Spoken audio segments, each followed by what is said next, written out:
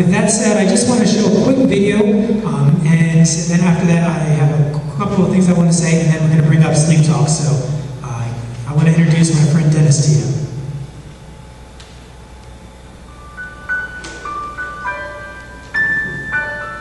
Hi, my name is Dennis. It's okay for some of you to laugh. A lot of people feel uncomfortable around me, but I promise I'm only going to be here for a couple minutes. I'm just here to tell you a story. And it was one day I was walking down the halls and I dropped my books. A lot of you are like, big whoop, you know, you dropped your books. Well, for me it's a pretty big production to pick them up.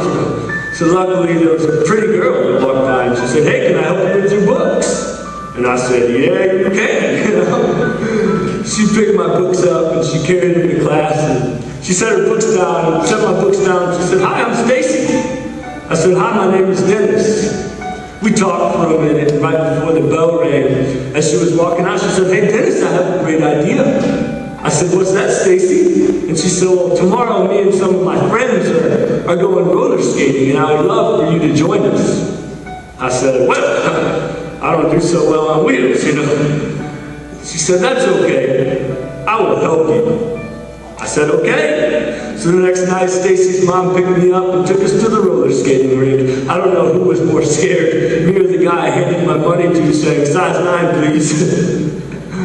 Then Stacy helped me put my skates on. And I just kind of sat there for most of the time as my friends, the people I was with, skated around and around and around, and it just felt so good to be included. Felt so good to be a part of a group, you know. And then after a while, Stacy came up to the edge of the rink and she said, come on, Dennis, come skating. Come skating. And I said, no, I'm cool. You know, I'm good. And she said, come on, come skating. I said, no. She said, come on. I will help you. I said, okay. So I got out on the skating rink and this leg went that way and this leg went that way and everyone was looking at me like, what is this joker doing? You know? I just kind of stood straight up and I said, it's cool. I'm a professional skater. Thought that was pretty funny. And then Stacy, with her help, I went around the ring 2 whole times. It was so great.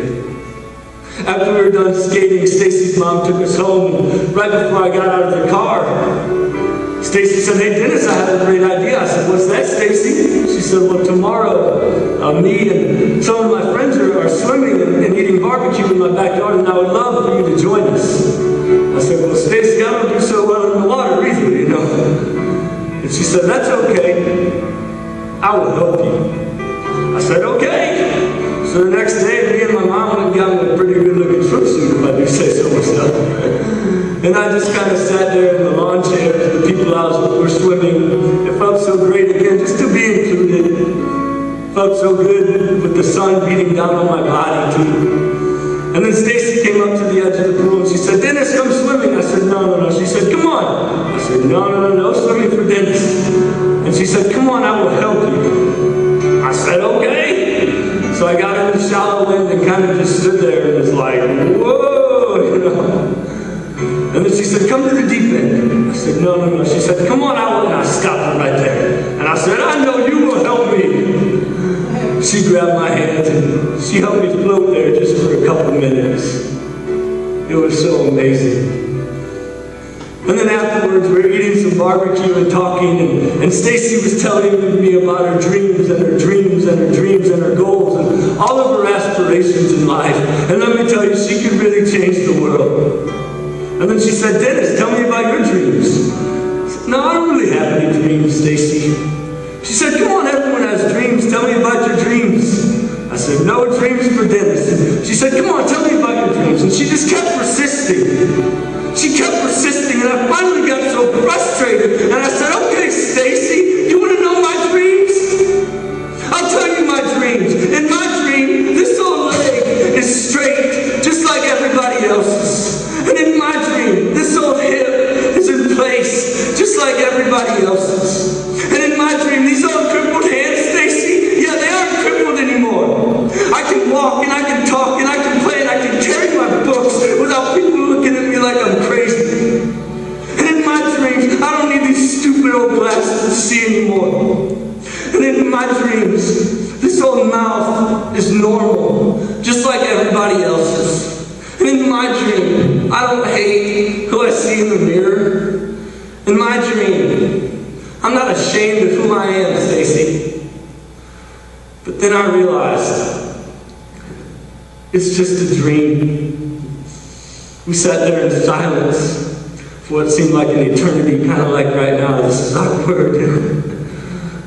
And then after a minute or so, Stacy looked at me and said, "Dennis, that's the dumbest dream I've ever heard."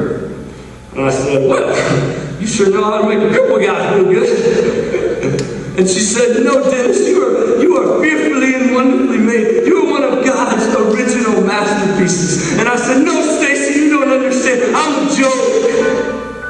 I'm a joke is what I am." And she said, "Oh, Dennis, you're so busy looking at the outside. We all have handicaps, Dennis. It's just yours are a little more visible." She said, "You are fearfully and wonderfully made." And she was right.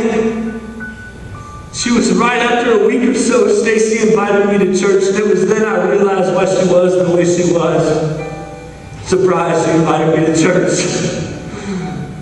First off, she knew Jesus. And second off, she had people that could help her overcome her handicaps. And I'm here with you today at Oak Ridge Community Church sharing my story because I know there are so many of you out there that feel like I felt. You hate who you see in the mirror. You are ashamed of who you've become. It might look a little bit different, but you feel worthless. You feel hopeless. And I'm just here to tell you that that's so wrong. You are fearfully and wonderfully made. You are one of God's original masterpieces. You are so loved by our Creator. A lot of you are thinking, "Dennis, you don't know my handicaps." And I'm saying, "No, I don't. But God does. And He loves you anyway. And He's saying, I will help you." Thank you.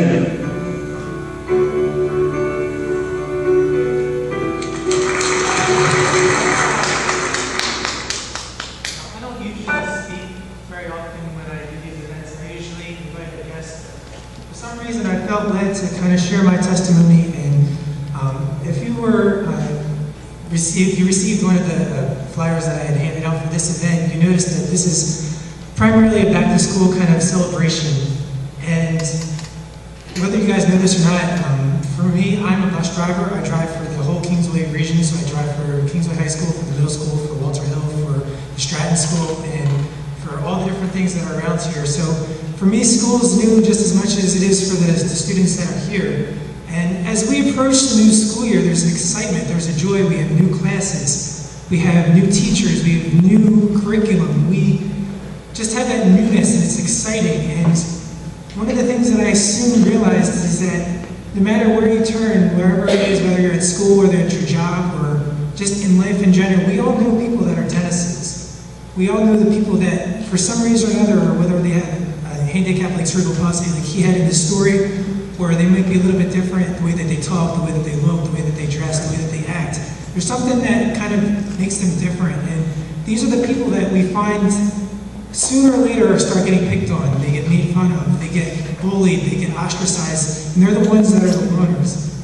And one of the things that I kind of look back on my life, I was just like Dennis. When I was in school, I was the smallest kid in my class. And everybody made fun of me because they could push me around because I was literally like 80 pounds, like sopping wet. I was literally really, self-conscious, and my ears kind of stuck out a little bit, and people made fun of me for that. I was very, very into my schoolwork, and if I didn't get an A, I would cry. And it was devastating for me when I would get picked on and teased, and the more that I would react to the people around me, the more depressed I got. And I just found that no matter where I was, whether it was in elementary school, it followed me through middle school, and then I finally said to myself, maybe I should try something different. So I begged my mom and dad to take me to Christian school. I said, if I went to Christian school, these kids are Christians. They go to church. They got to be a little bit more loving than the people that I were, used to having at my old school. And so I went there the first day, and I got made fun of and teased. And I was like, well, these people say they're Christians, but they're not reading the same Bible I am, because the Bible I read says that God loves me, and He wants us to love others, and they should be reciprocating that. And it just kind of got me sad because I still was made fun of and I still was out of place, and I would sit there at the lunch table all by myself, day after day after day. And one day when I was eating my lunch, just minding my own business, one of the most well-known and popular kids in my class named Dustin came and sat next to me. And he was always nice to me, he never made fun of me, but this was the first time he reached out to me and said, "Hey, how are you doing today?" And I was like, "Are you talking to me? What is going on? You've never ever really been nice to me before." And he says, I see that you get picked on a lot and you get made fun of, and I just want to let you know that I'm here for you. If I can help you to adjust to get to know the kids in the class, if I can help you to build some confidence, I want to help you.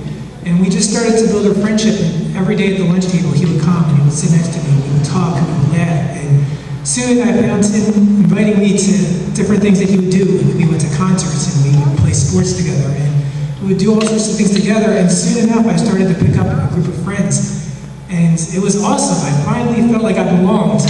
And then our sophomore year, he began to discover that he had some bumps in the back of his neck, and it was really scary because he didn't know what it was until he went to the doctor.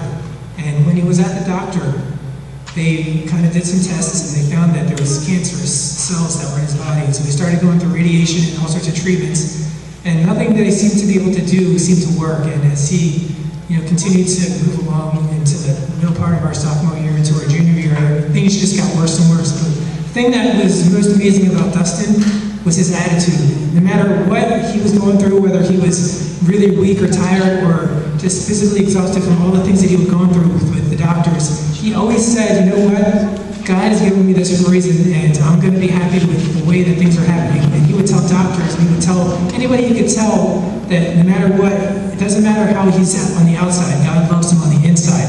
And that was really infectious to me, and I was so enamored by the fact that he was going through all this stuff. He was diagnosed with cancer, and he was weak, and he could hardly even walk, and yet he was still praising God for his circumstances.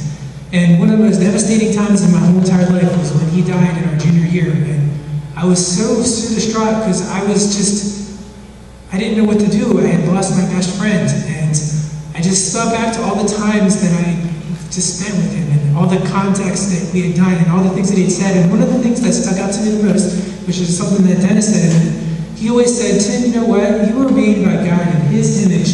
And when God made you, he didn't only just make you good, he made you very good. And he made you because he loves you, and he's there for you. And if you don't learn anything else, know that God is there for you every step of the way." And that stuck with me throughout the rest of my time in high school and then when I went to college. And I found that my whole attitude about myself changed. And from that moment on, I just had a new outlook on life. And it didn't matter what other people thought about me. It didn't matter how people would react to me, whether they said I looked ugly or I had big ears. It didn't matter, because all that mattered to me was that God loved me and I was his child. And you might be thinking to yourself, you might relate to the story of Dennis. You might not be the most popular kid. You might not have all the features that would be something that people would be like, "Oh wow, he's great," or "She's great, I want to be their friend." And you might feel like you're ostracized, or you sit alone a lot of times. And that's okay. We need people just like Dustin to come around us. And if you don't know anybody that does that, we want to let you know that there are people here that will love you and care for you and will be the Dustins in our lives. And if you are somebody that is, a little bit more popular, that are well known, I want to challenge you to be like Stacy, to be like Dustin, and to reach out to those people that are downtrodden, because they're everywhere. And most of the time, those people that put on a happy face, deep down inside, they are so broken, they're so upset, they feel like they're worthless, they don't have any way of really feeling like they have any self-worth. And most of the time, like in my case, when I was younger, I hated going to school. I felt so depressed, I really wanted to kill myself. And I tried a couple times, but I just felt so overwhelmed by the sadness of not being able to fit in that it just overtook my life. And if you can just say one thing positive to that person and make their day, their whole world will change. So I just want to just close by this challenge. If you are that person, know that God loves you just the way you are. And it doesn't have to be anything, really elaborate. If you want to know God and his love, you just have to pray to him and say, "Lord, I feel like a failure and I don't really fit in, but I know that you created me and love me. And because of that, I'm just going to trust you and let you guide me." And one of the things that God is always there for you, and he will just always shower you with his love. He only pursues you if you are actively seeking him. He's a gentleman. He's not going to force you to love him. He's not going to force you to accept his love. But he just wants to have a relationship with you. And one of the best ways to get to know him is to read the Bible. And if you don't have a Bible, you can come up to me and talk to me. I'll be happy to get you one. And if you don't have a church, I can plug you into a great church. But that's one of the things that you can do to start to get to know this God that loves you and that is just amazing. And once you get to know God, I guarantee your life is going to change. Like it changed my life and it changed countless other people's life. And if you are a person that is, a little more outgoing and that kind of fits in, I want to challenge you to be the Dustins, to be the Stacys, to reach out and try to make friends with that person and change your life. Because you never know what your words can say that might make a difference in their life. So I just want to thank you guys for listening to my story. But you guys didn't come here to hear me ramble on and on. So I'm going to introduce our next group as they come on up.